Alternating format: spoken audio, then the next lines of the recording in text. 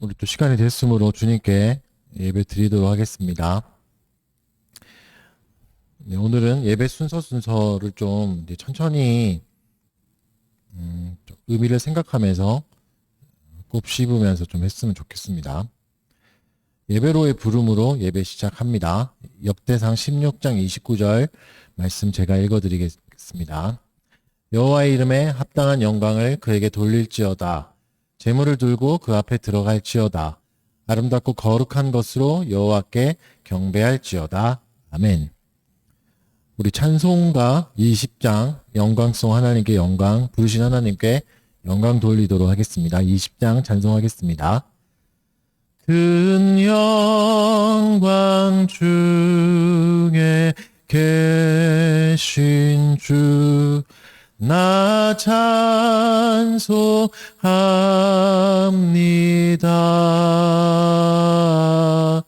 영원히 계신 주 이름 나 찬송합니다.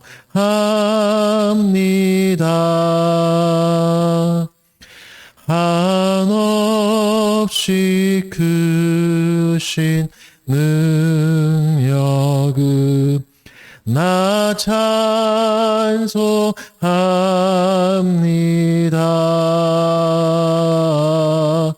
참되고 미쁜 그 언약 나 찬송합니다.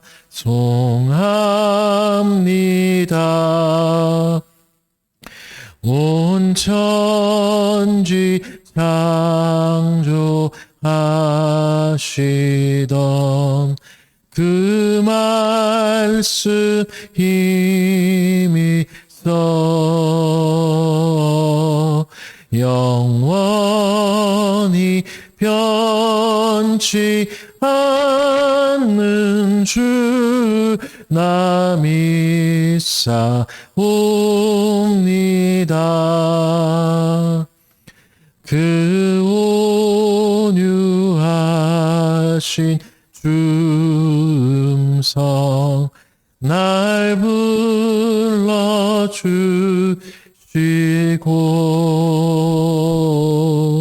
그 품에 품어 주시니 나 찬송합니다.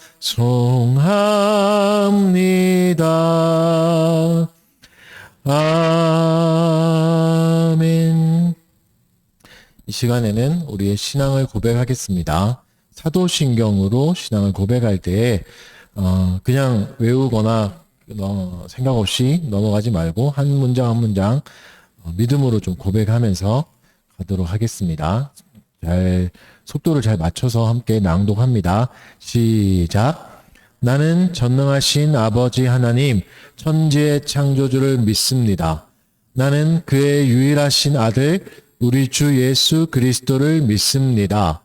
그는 성령으로 잉태되어 동정녀 마리아에게 나시고 본디오 빌라도에게 고난을 받아 십자가에 못 박혀 죽으시고 장사된 지 사흘 만에 죽은 자 가운데서 다시 살아나셨으며 하늘에 오르시어 전능하신 아버지 하나님 우편에 앉아 계시다가 거기로부터 살아있는 자와 죽은 자를 심판하러 오십니다.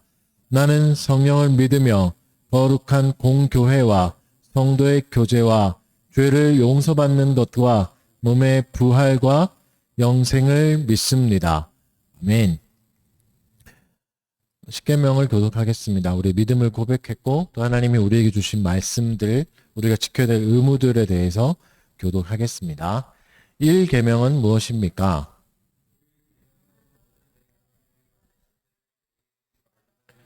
2계명은 무엇입니까?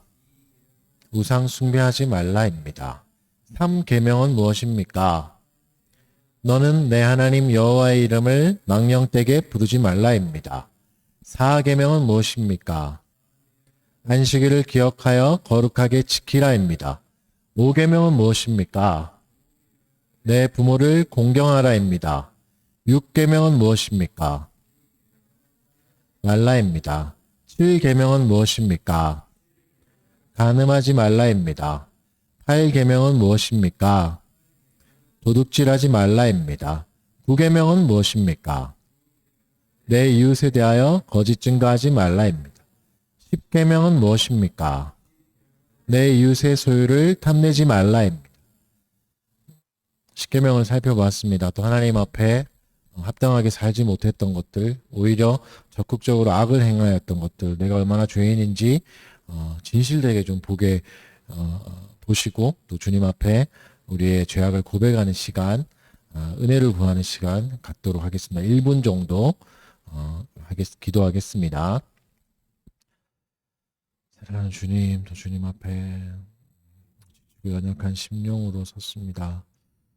하나님 우리 안에 사랑이 없고 하나님을 추구하는 마음들이 없으며 주를 따르고 싶은 열망조차 희미합니다. 하나님 죄악 가운데 물들어 있고 음란하고 악독하고 거짓을 일삼으며 이기적인 자아를 추구하며 또 나에게 육신을 위해서 그냥 세상을 살았던 우리의 모습들을 용서해 주시옵소서. 주님, 하나님 앞에 정결하지 못하며 하나님 앞에 거룩할 수 없음을 고백하게 하시고 그럼에도 불구하고 은혜가 하나님으로밖에 오지 않으오니 하나님께도 기대고 하나님께로 나갈 수밖에 없는 존재임을 고백하게 하여 주십시오. 주님, 우리가 죄에 대해 깨달아 갈 때마다 하나님의 은혜를 사모하게 하시고 하나님의 은혜를 더 추구할 수 있게 해 주시옵소서. 아버지 하나님, 우리의 죄악들이 주 앞에서 말갛게 될 그리스도의 보혈의 능력으로 우리를 더럽혀 주시고 하나님 주 안에서 채워 주시옵소서. 아버지 하나님, 만족하지 못하고 남의 것을 오히려 질투하고 시샘하고 때로는 이간질하였으며 미워하고 악독하게 뒷담화하는 우리의 악독한 입술들을 주여 용서하여 주시고 주님, 우리 안에 정결한 마음들과 하나님의 사랑이 깊이 뿌리 내려서 그리스도를 닮아가고 하나님을 닮아가는 우리의 참된 신자로 될 수 있게 해주시옵소서. 주여 우리를 불쌍히 여겨주시고 은혜를 내려주시옵소서. 만일 우리가 우리 죄를 자백하면 그는 미쁘시고 의로우사 우리 죄를 사하시며 우리를 모든 불의에서 깨끗하게 하실 것이요. 아멘. 오늘은 시편 119편 찬송 부르도록 하겠습니다. 주의 말씀은 발의 등이요 내 가는 길에 빛이니이다. 주의 의로운 법도를 따라 살아가기로 확정하였네. 나의 고난이 막심하오니 주 말씀대로 일으키소서. 내 입에 찬송 받으옵시고 주의 규례로 가르치소서. 나의 생명이 위급하여도 주님의 말씀 잊지 않겠네. 원수가 나를 회방하여도 주의 법도를 잊을 수 없네. 주의 말씀은 영원한 기여 나의 마음에 즐거움이라 주 말씀 따라 길이 살기로 나의 마음을 확정하였네. 아멘. 잠깐 목회 기도하겠습니다. 사랑하는 주님 감사합니다. 주의 은혜로 인하여서 우리가 교회로 불림받게 되었고 교회란 이름으로 모여서 예배 드리게 해주신 것 너무나 감사합니다. 하나님의 은혜가 한량없어서 하나님의 자비와 긍휼이 여전히 우리를 향하고 있어서 우리가 이 시간에 모여서 예배 드리게 되었습니다. 그럼에도 불구하고 하나님 여전히 우리 안에 있는 이 죄악들을 주님 앞에 용서를 구합니다. 주 우리를 불쌍히 여겨 주시옵소서. 여전히 예배를 귀하게 여기지 아니하며 하나님의 이름을 귀하게 여기지 아니하며 어리석게 행동하는 우리들을 불쌍히 여겨 주시옵소서. 주여 깨닫게 하여 주시옵고 우리가 얼마나 죄악 가운데 있고 형편없는 처지에 있는지 알게 하여 주셔서 주의 은혜를 더욱더 사모할 수 있게 하여 주시옵소서. 사랑하는 지체들 한 명 한 명 모였습니다. 온라인으로 대부분 모여있는 시간에 주여 우리의 마음을 좀 지켜주셔서 게을러지지 말게 하여 주시옵고 가벼워지지 않게 하여 주시옵소서. 주여 주의 예배를 업신 여길까 주의를 업신 여길까 하나님 더욱더 걱정되어 오니 우리의 마음을 좀 지켜주시고 하나님 우리의 모든 일거수일투족을 주의 계명 안에 살 수 있도록 인도하여 주시옵소서. 사랑하는 지체들 한 사람 한 사람 기억하여 주십시오. 뜨거운 일기 가운데 혹시나 몸 상하지 않도록 지켜주시오며 일하고 왔다 갔다 하는 가운데도 주여 지켜 보호하여 주시옵소서. 또 이직을 준비하고 있는 지체들이 있습니다. 좋은 직장을 허락하여 주시고 또 새롭게 직장을 또 찾고 있는 지체들에게 길을 열어주셔서 또 이 어려운 시간들 잘 견디고 이겨나갈 수 있도록 도와주시옵소서. 또 휴가를 끝내고 또 복귀하여서 열심히 일하고 있는 지체들도 있는데 하나님 한 명 한 명 붙잡아 주셔서 이 어려운 시간에 또 잘 버티고 이겨나갈 수 있도록 도와주시옵소서. 일하는 그 직장 가운데 도울 자를 보내주시고 화평의 사자로서의 그 역할을 잘 감당하게 하여 주시옵소서.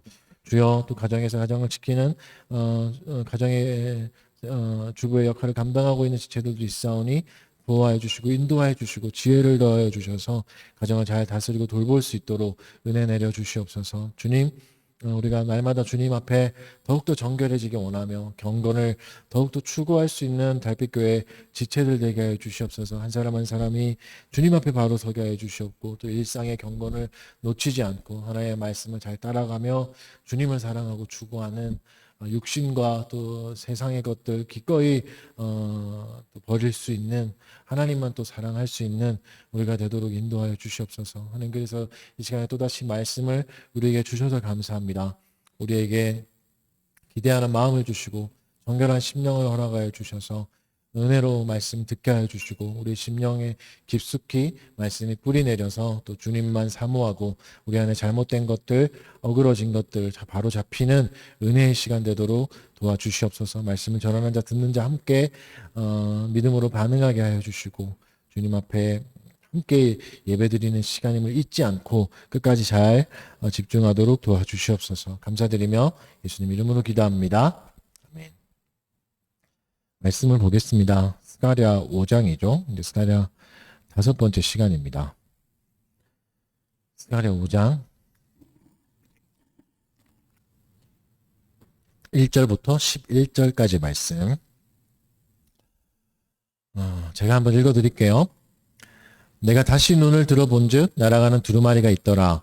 그가 내게 묻되 내가 무엇을 보느냐 하기로 내가 대답하되 날아가는 두루마리를 보나이다. 그 길이가 20규빗이요 너비가 10규빗이니이다. 그가 내게 이르되 이는 온 땅 위에 내리는 저주라.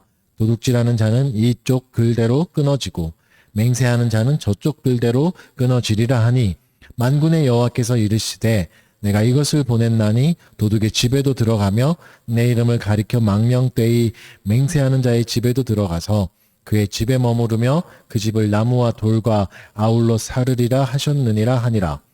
내게 말하던 천사가 나와서 내게 이르되 너는 눈을 들어 나오는 이것이 무엇인가 보라 하기로 내가 묻되 이것이 무엇이니까 하니 그가 이르되 나오는 이것이 에바이니라 하시고 또 이르되 온 땅에서 그들의 모양이 이러하니라. 이 에바 가운데에는 한 여인이 앉았느니라 하니 그때에 둥근 한 납 한 조각이 들리더라. 그가 이르되 이는 악이라 하고 그 여인을 에바 속으로 던져놓고 납조각을 에바 아기 위에 던져 덮더라.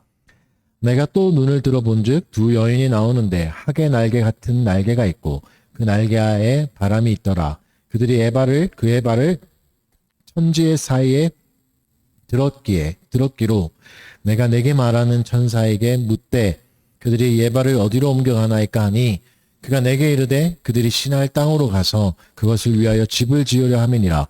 준공되면 그것이 제 초소에 머물게 되리라 하더라. 아멘. 네, 오늘은 스가랴 5장입니다. 우리가 스가랴에서 이제 전반부에 8개의 환상이 나온다고 했잖아요. 8개의 환상 중에 5장에는 6번째와 7번째 2개의 이제 환상이 나옵니다. 누누이 말씀드렸듯이 환상은 시청각 교육이죠. 그러니까 누구나 알아볼 수 있는 그림으로 보여주십니다. 그래서 모두가 다 들어야 되고, 모두가 다 귀 기울여야 됩니다. 그 당시에 이스라엘 백성뿐만 아니라 여기 있는 우리들도 들어야 하는 거죠. 이 두 가지 환상 중에 이제 첫 번째는 날아가는 두루마리 환상이에요. 두 가지 환상은 이제 정확하게 사이즈가 나오죠. 20규빗, 10규빗 이렇게 해서 세로가 우리가 알 수 있는 단위로 환산하면 9m, 가로가 4.5m죠. 굉장히 크죠. 그러니까 크기가 그 당시로 봐도 두루마리라는 그 수준의 상식을 벗어나는 정도의 수준인 거죠. 아주 큽니다. 그래서 이제 온 땅의 사람들이 그 내용을 다 볼 수 있는 거고, 그리고 이제 그 내용도 알려주시죠. 도둑과 거짓 맹세하는 자에 대한 저주다라고 해석해 주십니다. 그리고 그렇게 이제 첫 번째 환상이 끝나고 6번째 환상이 끝나고 그 다음에 7번째 환상은 에바가 나오죠. 에바 속에 여자가 있고 그 위에는 납으로 덮여 있고 두 여인이 그 날개 달린 여인이 들고 날아가고 있고 이것은 악에 대한 심판이다. 이렇게 자세하게 말씀해 주시죠. 여러모로 좀 기이하기도 하고 무섭기도 한 그림이에요. 이 환상이 오늘 우리에게 무엇을 말씀하시는지 잘 살펴보도록 하겠습니다. 먼저 날아가는 두루마리 환상을 봅시다. 보통 이제 구약 전체에서 두루마리라고 하면 율법을 의미합니다. 하나님 말씀을 의미하는 거죠. 하나님이 이제 선지자들을 보통 부르실 때 이 말씀을 두루마리에 적으라, 기록하라 이렇게 명령하신 게 몇 번 있었고 또 우리가 잘 아는 요한계시록에서는 이 두루마리를 받아 먹으라 이렇게 얘기하시죠. 이게 예언이 기록된 두루마리를 먹어라 이렇게 얘기하시잖아요. 두루마리 자체가 이제 율법을 의미하고 하나님의 말씀을 의미합니다.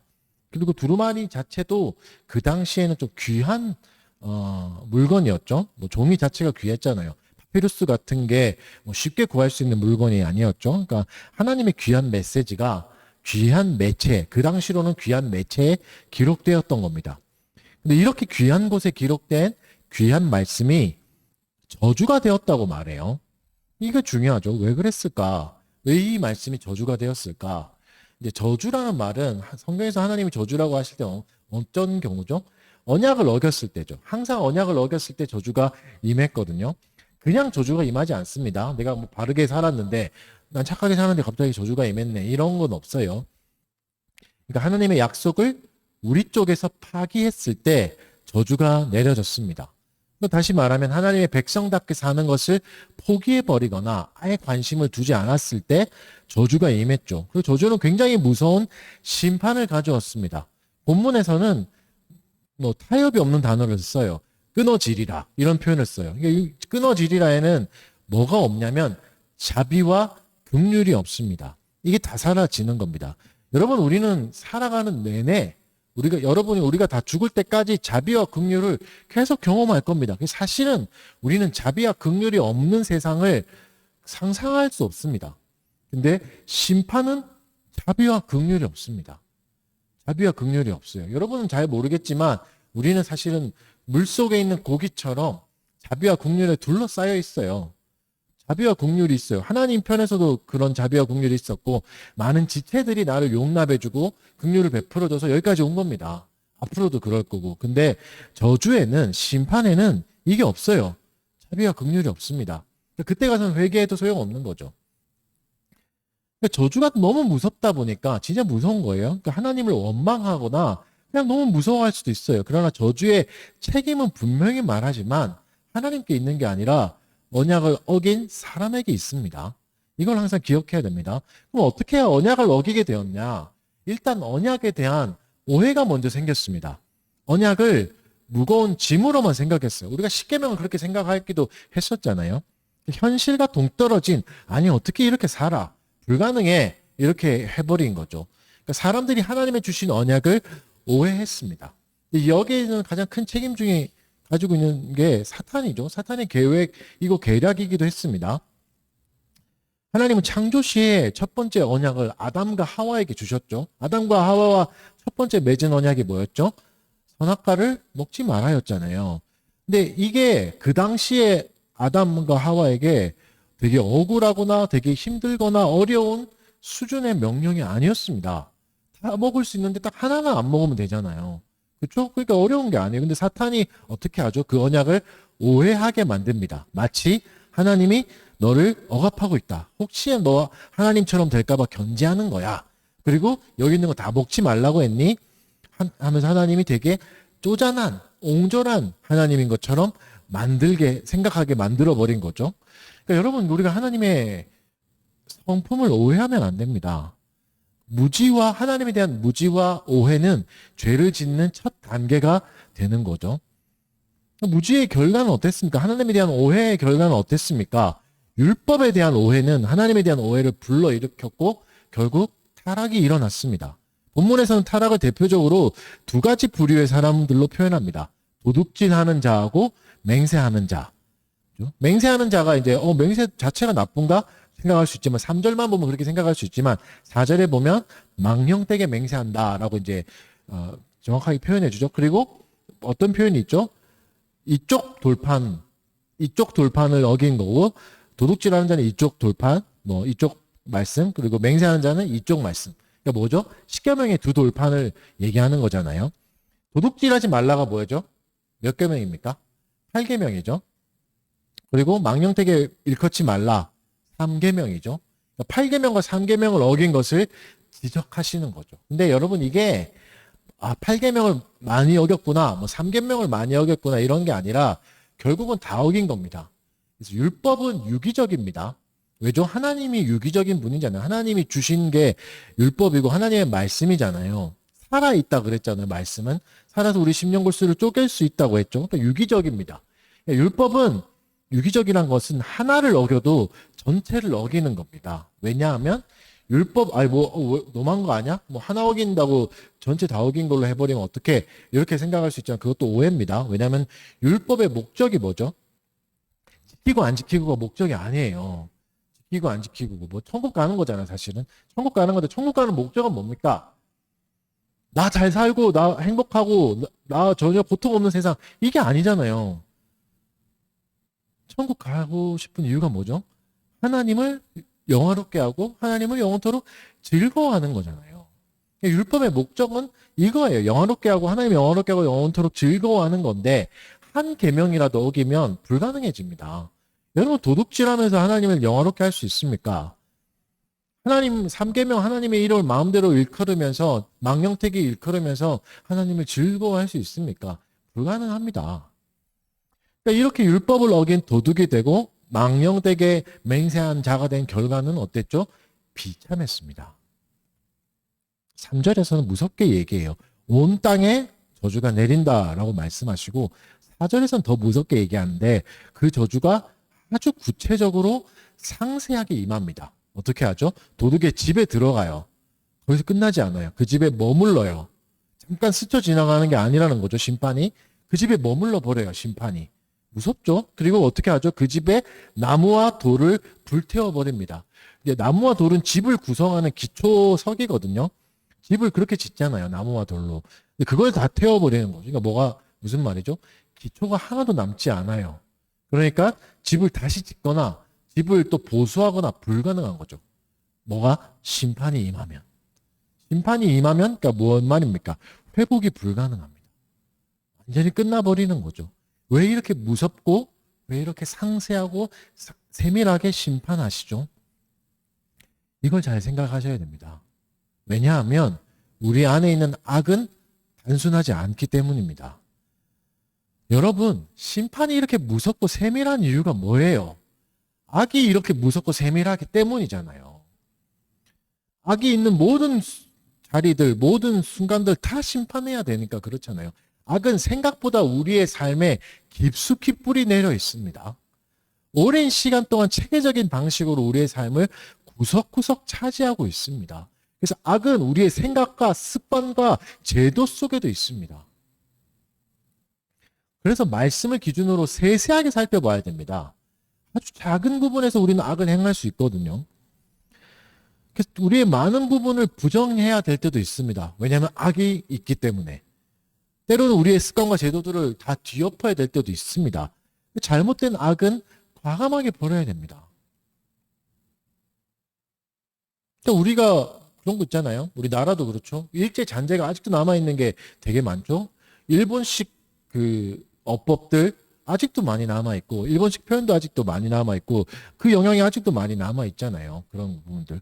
정리를 해야 되는 거죠. 그러려면 오래 걸리죠. 그죠? 그러려면 기준을 바로 세워야 되고, 다시 다 비교해봐야 되는 거죠. 교회 예배 순서에도 되게 많이 있습니다. 우리 예배 모범을 배우시는 분들, 읽어보시는 분도 알겠지만, 뭐, 하얀 장갑을 끼는 거, 이런 것도, 그렇죠? 일제 잔재거든요. 일본만 하얀 장갑을 껴요. 신사 참배할 때. 그렇죠? 예배 시간에 장갑을 끼거나 뭐 성찬을 하는 거는 사실은 잘못된 부분이죠. 성경적이지 않은 부분인 거죠. 이렇게 악은 굉장히 자세하게 습관과 제도 안에 오랫동안 들어와 있습니다.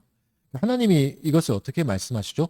사르리라 라고 말씀하세요. 사르리라. 미래형을 쓰십니다. 이것도 잘 기억하십시오. 심판의 성격이 이겁니다.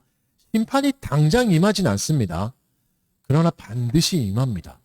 사르리라라고 하는 것처럼. 그러니까 지금 아무 일이 없다고 괜찮다고 생각하지 마십시오. 이때까지 아무 일 없었는데 이렇게 했는데 아무 일 없었잖아요. 왜죠? 왜 아무 일 없었죠? 지금이 은혜의 때니까. 아까 말씀드렸듯이 긍휼과 자비가 아직 있는 때예요.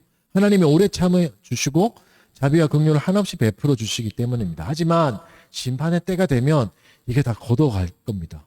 이게 다 사라져 버릴 겁니다. 자비와 긍휼이.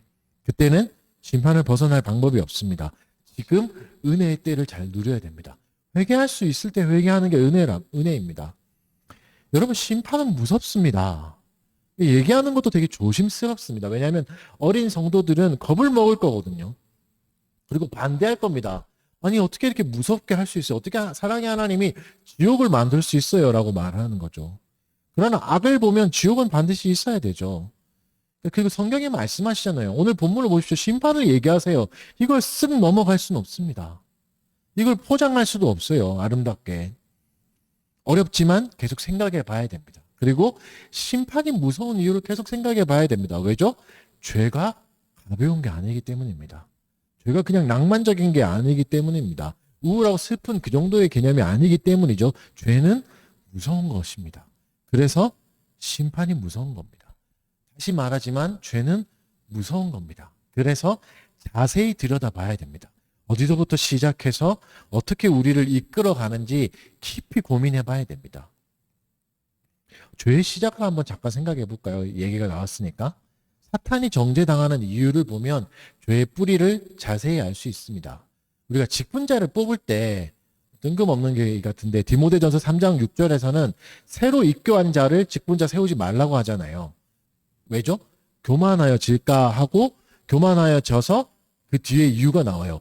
마귀를 정죄하는 그 정죄에 빠질까 함이요 라는 거죠. 그러니까 사람이 교만해지면 누구하고 같이 정죄받는다고요? 마귀하고 같이. 마귀의 가장 큰 죄가 뭐죠? 교만입니다. 마귀하면 대표적인 죄는 교만이에요. 마귀가 정죄당하는 이유는 교만입니다. 교만은 마귀의 제약입니다. 그래서 그 교만을 따르지 않아야 됩니다. 무서운 말이에요. 또 유다서에서도 마귀에 대한 표현이 나와요. 유다서에서는 마귀를 어떻게 얘기하죠? 자기 지위를 지키지 않고 자기 처소를 떠난 천사들이라고 말합니다. 무슨 말이죠? 자기 지위, 하나님이 맡겨주신 게 있잖아요. 하나님이 보내신 자리가 있는 거죠. 그거에 대해서 자족하지 못한 겁니다. 그거에 대해서 만족하지 못한 거죠. 그러니까 이게 뭐죠? 불만족이라고 말할 수 있겠죠. 하나님 주신 것에 대한 감사 없음인 거죠. 두 가지 큰 죄악들 뭡니까? 교만과 불만족이죠. 마귀의 깊은 죄악의 뿌리는 교만과 불만족입니다. 우리가 이것을 따라가서는 안 됩니다. 여러분의 삶을 좀 뒤돌아보십시오. 교만하지 않습니까? 그걸 가볍게 여긴 건 혹시 아닙니까? 불만족이 있지 않습니까? 감사가 없고 불평, 불만만 있지 않습니까? 그걸 가볍게 여긴 건 아닙니까? 그건 마귀하고 정죄받는 겁니다. 마귀와 함께 취급받는 겁니다. 그리고 계속 그렇게 간다면. 여러분, 그러면 이것을 어떻게 극복할 수 있을까요? 교만과 불만족을 극복할 수 있는 게 뭘까요? 하나님이 주신 십계명이죠. 두 돌판이죠. 하나님을 경외하는 자는 교만에서 빠져나올 수 있습니다. 하나님을 경외하기로 애쓰는 자는 영원히 교만에 빠져 있을 수가 없습니다. 그리고 두 번째 돌판의 삶, 이웃을 돌아보는 삶을 추구하는 사람은 자족할 수밖에 없습니다. 자족해야만 그걸 할 수 있거든요. 베풀 수 있잖아요. 여러분, 죄가 우리의 생각과 습관 안에 깊이 스며들어 있습니다. 꽤 오랜 시간 동안 체계적으로 천천히 스며들어와 있어요. 그러면 하나님의 율법이 우리에게 스며들게 하는 데는 얼마나 더 많은 시간이 걸리겠습니까? 그러니 여러분, 시간이 오래 걸린다고 해서 너무 낭망하지 마십시오. 죄가 오랜 시간 동안 우리를 지배해왔기 때문에 율법이 지배받는 것도 오래 걸립니다. 그렇죠? 여러분, 솔직히 말해서 우리가 아직도 정당한 교인, 합당한 교인의 삶을 살기가 어려운 이유가 그래 본 적이 없으니까 그렇잖아요. 저도 마찬가지고. 그러니까 오래 걸리겠죠. 그러나 당연히 해야 될 일이죠. 오래 걸리면서. 어떻게 해야 되죠? 하나님의 계명을 구체화시키고 적용시키는 일들을 계속해야 됩니다. 자세히 생각해보고 우리 삶의 모든 부분에 대입해봐야 되는 거죠. 다시 날아가는 두루마리를 한번 생각해 봅시다. 그림을 그려봅시다. 9m예요. 세로가 9m고 폭이 4.5m죠. 사이즈를 알려주세요. 하나님이. 그렇죠? 이것도 우리가 생각해 봐야 될 문제거든요. 굉장히 큰 사이즈죠. 상식을 벗어난. 그러니까 그 당시에 두루마리가 그렇게 클 수가 없죠.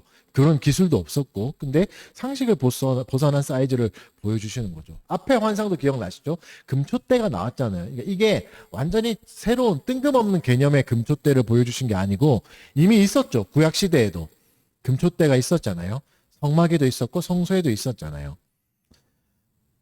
마찬가지로 이 두루마리의 사이즈도 20규빗, 10규빗이 있었습니다. 어디에? 똑같이 성소에 성막에 있었고 솔로몬 성전에 있었습니다.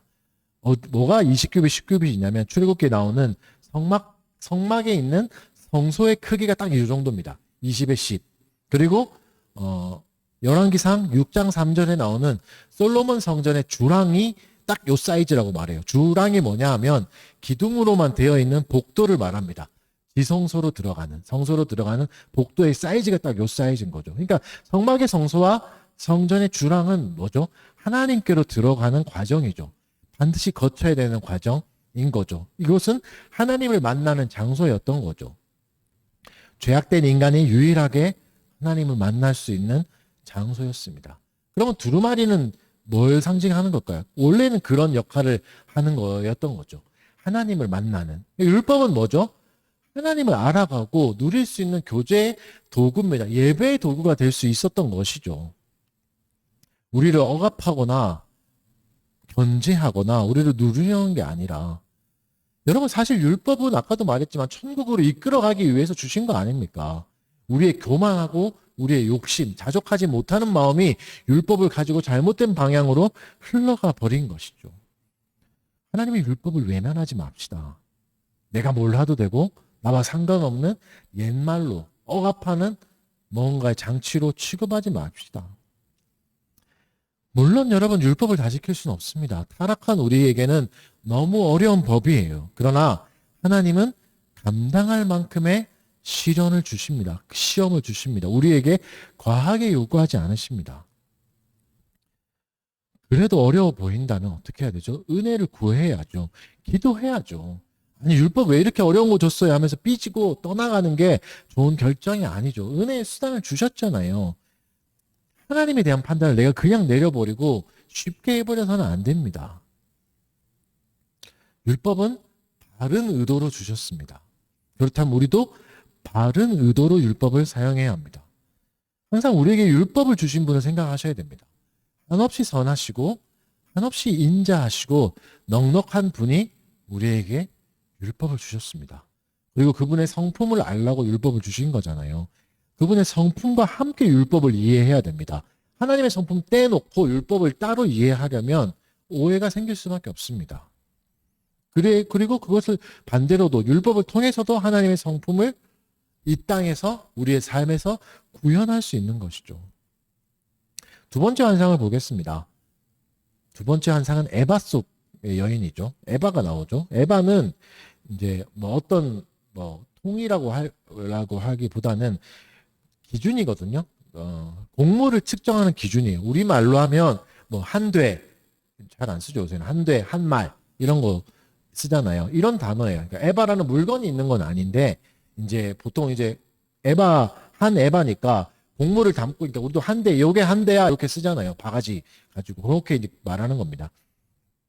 곡물을 담고 있는 작은 항아리 같은 거라고 생각하시면 돼요. 이제 이거를 우리가 알 수 있는 리터로 환산하면 15리터 정도 돼요. 우리가 일상에서 볼 수 있는 15리터는 간장 같은 거 있잖아요. 그 집에 있는 간장 말고 그 식당이나 가면 이제 큰 거 있잖아요. 이렇게 말통이라 그러나 흰색으로 된 정사각형으로 된 위에서 보면 요게 15리터예요. 딱 제가 찾아보니까 그러니까 에바가 한 요 정도인 거죠. 들고 다닐 수 있는 크기. 그러니까 얼마 안 크죠. 그리 크지 않은 그릇이죠. 이게 성경에서도 에바를 언급하는 장면들이 몇 번 나오는데 항상 뭐가 나오냐면 공정이 함께 나옵니다. 공정함. 저울을 속이지 말라. 에바가 나올 때 항상 같이 나오는 말이에요. 공정한 에바를 사용하라. 이런 말이죠. 무슨 말이죠? 일상의 작은 죄악도 가볍게 여기지 말라 말씀하시는 거죠. 마치 그냥 무슨 수산시장 갔을 때 그 저울 속이고 그런 거 있잖아요. 그런 것처럼 에바를 속이지 말라. 이런 말씀을 하시죠. 여러분, 이스라엘 백성의 입장에서는 에바를 봤을 때 되게 찔림이 있었을 겁니다. 왜냐하면 저거 내가 자주 속이던 거거든요. 저걸 가지고. 저 바구니를 가지고 내가 이거 더 무거워. 이렇게 속였던 거죠. 근데 하나님이 이걸 금지했어요. 이거 속이지 말라고. 그러니까 되게 쪼잔해 보일 수 있습니다. 아니, 뭐 이렇게 저 작은 거 가지고도, 아니, 왜 저걸 가지고도 저렇게 하시나. 왜 이렇게 작고 쪼잔한 거짓말도 지적하실까요? 일단, 작은 거짓말은 저울을 잠깐 속이는 것은 부자들에게는 돈이 많은 사람에게는 큰 피해가 없습니다. 그런데 가난한 자들에게는 약한 자들에게는 치명적입니다. 그죠? 우리는 지금도 점심값이 없어서 굶고 있는 아이들을 종종 보잖아요. 나라가 여전히 그런 사람 돕잖아요. 점심값이 10,000원 정도 없어가지고. 그러니까 가난한 사람에게 작은 돈은 치명적입니다.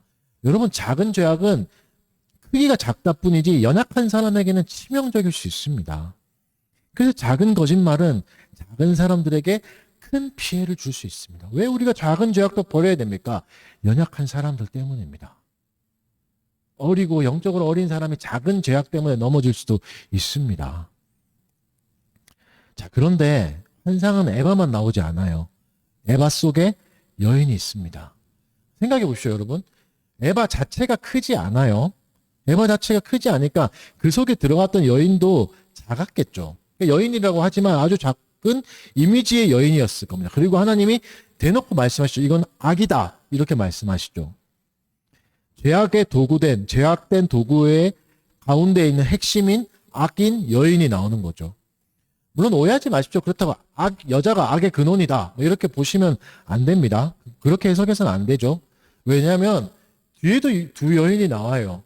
두 여인이 나와서 에바를 들고 심판의 도구로서 역할을 감당하잖아요. 그러니까 무조건 악하다 이렇게 여자가 악하다 이렇게 말해서는 안 됩니다.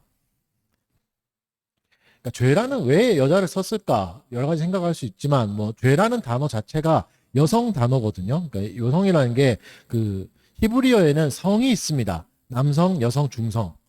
죄라는 단어가 여성 명사예요. 그래서 이제 여성 나왔다 이렇게 볼 수도 있는데 그런 이미지로 본 걸 더 생각해 보면 구체적으로 보여주신 거 그 의미만은 아닐 겁니다. 근데 생각해 보세요. 작은 여인이어서 어떻게 보였을까요? 별것 아닌 것처럼 보였을 겁니다. 작은 여인이니까. 내가 쉽게 제압할 수 있는, 한 손으로도 그냥 잡을 수 있는 작은 여인이다. 그리고 흉측하지도 않았을 겁니다. 귀여웠을 겁니다. 뭐가요? 악이요. 악이. 악이 작아 보이고 흉측하지도 않고 귀여워 보였던 거죠.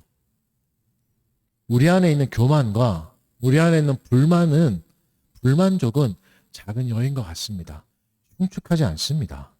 때론 죄는 매력적이에요. 죄는 때로는 가벼워 보이기도 합니다. 이것쯤이야. 내가 언제든지 죄악하고 다스릴 수 있어. 내가 지금은 이렇게 하지만 언제든지 나갈 수 있어. 그러나 잘 보십시오. 이 에바 속에 작고 귀엽고 아무런 해함도 없을 것 같은 연약한 여자를 가두는데 뭐가 필요했냐면 가장 무거운 금속인 납이 필요했어요. 이 여자를 가두는 게 쉽지 않다는 말입니다. 아주 무거운 납으로 겨우 가둘 수 있다고 말하는 거죠. 이게 죄의 속성이에요. 죄는 쉽게 막을 수 없습니다. 우리 일상에 있는 악을 쉽게 극복할 수도 없어요.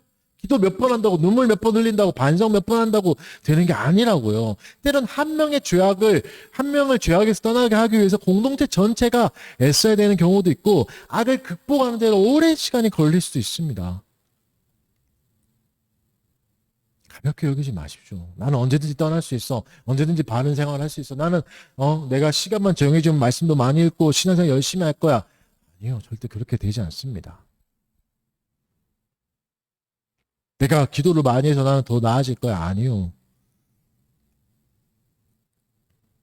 그런데 이 부분이 사실은 우리에게 위로가 소망이 돼요. 잘 보십시오. 악을 누가 막아주시죠? 납뚜껑은 스가랴가 막은 게 아니에요. 하나님이 막아주신 겁니다. 누가 죄를 제압할 수 있습니까? 하나님이 하실 수 있습니다. 악이 절대 탈출할 수 없게끔 납으로 막아버리신 거죠. 그리고 어떻게 하죠? 거기서 끝나지 않고 두 여인이 와서 그걸 들고 날아가 버립니다. 여인은 아까도 말했듯이 큰 종이 아니에요. 강력한 사람이 아니에요. 아주 작아 보이고 약해 보이는, 족보에도 기록되지 않는 미약한 존재입니다. 그런데 그런 하나님의 종이에요. 그런데 이 하나님의 작은 종이, 미약해 보이는 약한 종이 무거운 죄악을 막아버리고 날려버리는 겁니다. 가장 강력해 보였던 죄악을 가장 연약한 도구로 하나님이 막아버리시는 거죠. 우리 인생에서 여러분 살아가면서 우리가 지게 될 짐 중에 가장 무거운 짐은 죄의 짐입니다. 이것보다 무거운 짐은 없습니다. 그래서 예수님이 말씀하신 수고하고 무거운 짐진 자들한테 그 짐은 죄짐이잖아요. 우리가 절대 벗을 수 없는 짐이에요. 우리를 가장 고통스럽게 할 것은 죄책입니다. 왜냐하면 여러분 가난하게 살아도 한순간이에요. 100년이에요. 연약하게 살아도 100년이라고요. 병에 걸려도 100년이에요. 지나간다고요. 그런데 죄책은 영원해요. 심판은 영원해요. 여러분 긍휼과 자비가 없는 시간이 영원하다고요. 가장 무서운 게 죄책이라고요. 이것에서 완전히 자유한 사람은 없습니다. 그런데 이 가장 무거운 죄짐을 하나님이 친히 들고 가주셨습니다. 본문에서는 신할 땅으로 가버린다고 나오잖아요. 신할 땅은 바벨론의 땅이에요. 사실 스가랴가 살던 시점에서 바벨론은 이미 망했잖아요. 그러니까 이 신할 땅은 바벨론을 의미한다기보다는 총체적인 악의 모습을 상징하는 겁니다. 신할 땅은 아주 커 보이는 구조적인 악을 말할 수 있겠죠. 우리가 어쩌할 수 없는 악들. 아니 저거 어떻게 해야 되나? 저거 어떻게 없앨 수 있냐? 여러분 이런 커다란 악에 우리는 뭐만 받죠? 피해만 받습니다. 이것을 우리의 힘으로 바꿀 수도 없어요. 불의한 세상을 우리가 어떻게 바꾸겠습니까? 그러다 보니까 그냥 수긍하고 살아가 버려요. 근데 이것을 조심해야 됩니다. 바꿀 수 없다 해도 저항까지 멈춰서는 안 됩니다. 저항이 뭐죠? 싸우는 거죠. 매일 싸우는 거죠. 뭐하고? 악과 싸워야 되죠. 여러분, 세상을 당장 바꿀 수는 없겠지만 나의 하루는 바꿀 수 있잖아요. 적어도 나의 하루는 정직하게 살기 발버둥 칠 수 있습니다. 여러분, 세상이 죄악에 물들어 있는 건 어쩔 수 없다 할지라도 나의 하루가 죄악에 물들어 가는 것은 그냥 놔두면 안 됩니다. 포기해서는 안 됩니다. 구조적인 악은 오래 싸워야 돼요. 오랫동안 만들어진 거라고. 그러면 오랫동안 싸워야 돼요. 계획적으로 머리를 써서 지혜롭게 싸워야 돼요. 나부터 바꿔야 되겠죠. 그리고 가족을 바꿔야 되고 작은 공동체부터 돌아보는 순서로 가야 됩니다. 어떤 방법이 돼야 됩니까? 지혜롭고 천천히 그리고 애티튜드를 잃으면 안 됩니다. 온유함이라는 태도를 잃으면 안 됩니다. 악은 이렇게 체계적으로 싸워야 됩니다. 말씀의 결론을 맺겠습니다. 오늘 환상, 두 개의 환상을 멀리서 그냥 보면 극강한 대비가 있어요. 아주 커다란 두루마리, 그리고 아주 작은 에바. 뭘 얘기할까요? 결론만 보면 에바는 악이라 그랬잖아요. 죄악. 아주 작아서 별 볼 일 없을 것 같은 그 죄의 결과가 뭐죠? 9m에 달하는 두루마리였습니다. 우리의 죄악의 결과는 이거예요. 일상적인 죄는 생각보다 무섭습니다. 그 결과는 우리가 감당할 수가 없습니다. 그리스도가 우리를 대신해서 감당해 주셨잖아요. 그리고 악은 뿌리가 뭐였죠? 교만과 불만족이 근원이었습니다. 이것을 위해서 뭐가 필요하다고요? 십계명의 두 돌판이요. 이걸 잊지 마십시오. 하나님이 주신 십계명적인 삶만이 이 악을 극복해 나갈 수 있습니다. 율법을 사랑하셔야 됩니다. 율법을 주야로 묵상하셔야 됩니다. 율법이 사랑스러울 때까지 우리 마음이 정의로워져야 됩니다. 우리 마음을 좀 점검하십시오. 하나님을 향한 방향으로 가고 있습니까? 나는 어제보다 오늘 더 하나님을 알고 더 누리게 되었습니까? 내 삶의 시작을 한번 보십시오. 지금 이제 8월이에요. 9월이 다 돼가죠. 1월과 비교해 보십시오. 올해의 시작과 비교해서 이웃을 더 배려하고 있고 돌보고 있는 삶이 되었습니까? 당장은 안 될 수도 있다고요. 그러나 하루를 바꿀 수는 있어요. 하루하루 잘 바꿨다면 1월의 삶과는 좀 달라져야 되지 않겠습니까? 당장은 안 될 수 있습니다. 하지만 당장 아무것도 하지 않으면 결국 아무 일도 안 일어납니다. 아무것도 안 하면 오히려 악에 더 침잠될 겁니다. 깊이 내려가 버릴 겁니다. 여러분, 악은 심판받습니다. 그리고 하나님께서 그 악을 우리에게서 멀리 하십니다. 이 말은 뭐죠? 은혜가 임했다는 겁니다. 은혜가 임했다고요. 우리의 은혜의 크기를 가늠해 볼 수 있겠죠. 우리가 받아야 될 죄는 저렇게 컸는데, 심판은 저렇게 크는데 그걸 날려버리신 겁니다. 그래서 우리는 은혜의 때를 살고 있는 겁니다. 사랑하는 성도 여러분, 율법을 사랑하셔야 됩니다. 율법을 사랑하십시오. 하나님을 영화롭게 하는, 그리고 그분을 즐겁게 할 수 있는, 즐거워할 수 있는 수단을 잘 사용하셔야 됩니다. 어떻게 해요? 지혜롭고 천천히 그리고 온유하게 사용하셔야 됩니다. 오늘은 기도하겠습니다. 오늘은 봉헌 기도를 앞에 하고 찬송을 뒤에 할게요. 제가 잠깐 기도할게요. 사랑하는 주님, 죄악에 물들어 있는 우리들의 형편을 다시 보게 해주셔서 감사합니다. 우리에게 작은 에바라고 그냥 쉽게 생각했던 죄악들이 있습니다. 하나님 용서해 주시옵소서. 예배를 가볍게 여기고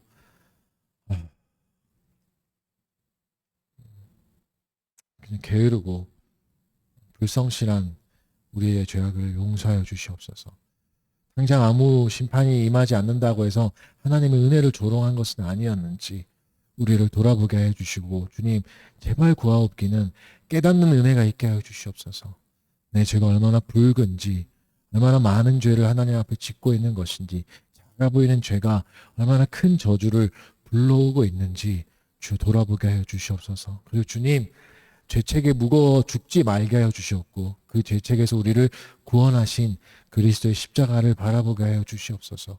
죽을 수밖에 없는 죄인인 우리를 살려주신 십자가의 은혜가 오늘도 우리를 향하고 있으니 우리의 삶도 그리스도를 향할 수 있게 하여 주십시오. 십자가를 향할 수 있게 하여 주시옵소서. 사랑하는 지체들 한 사람 한 사람 무너지지 말게 하여 주시고, 포기하지 말게 하여 주시옵고, 정결한 삶, 경건한 삶을 포기하지 말고 한 걸음 한 걸음 또 옮기게 하여 주시옵소서.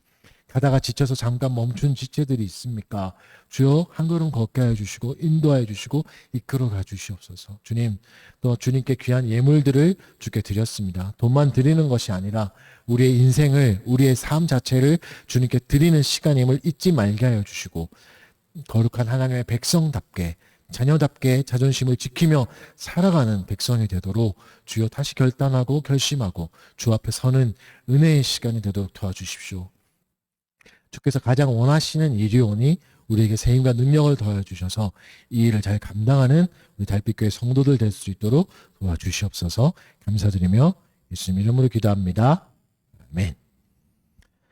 우리 말씀을 생각하면서 우리 아까 불렀던 찬송, 시편 찬송 119편 1절부터 4절 다 부르겠습니다. 주의 말씀은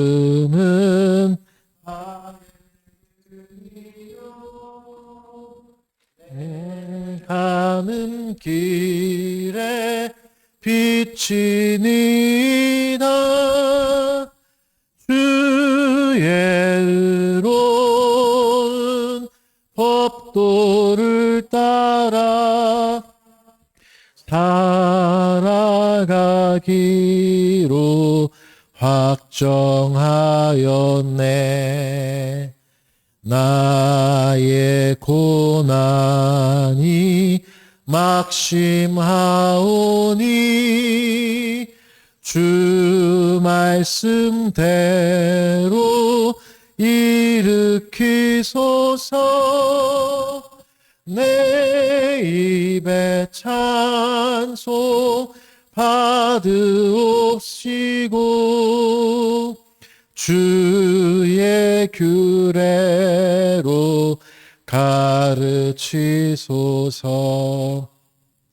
나의 생명이 위급하여도 주님의 말씀 잊지 않겠네. 원수가 나를 회방하여도 주의 법도를 잊을 수 없네.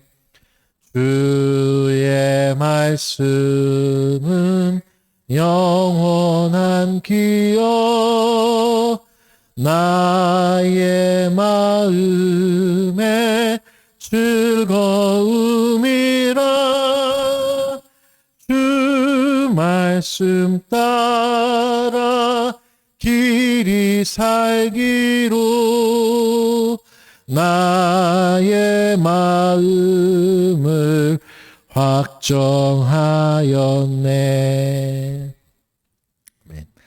강복선언으로 예배 마치겠습니다.